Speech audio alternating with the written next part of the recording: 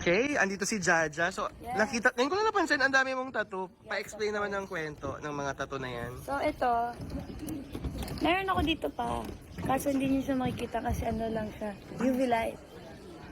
Yeah. Pag madilim lang. Pagka may... Ano pang bar? Oo. Anong design? Bird flower ko. Birth Ito yung flower mo. What's your birth stem. flower? I forgot na.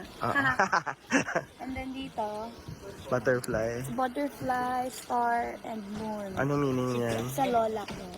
Because, parang maalala mo yung lola mo. Yes. Kasi mahilig siya sa star. Mm.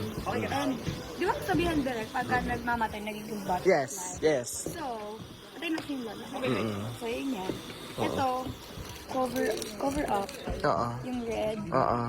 Sa dahilan ng mali ang desisyon sa buhay. Okay, wag na natin i-ano. Mga maling decision. Ito din, cover up, maling desisyon. Oo. Pero may meaning ba yung cover up or wala? Maling desisyon. Maling decision sa buhay. And the dates?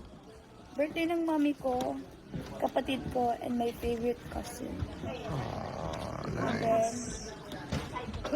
Clover. Clover. Kasi favorite siya ng mami ko. Dito, here, feather. Kasi, maling desisyon din sa buhay. Ang dami. Wow.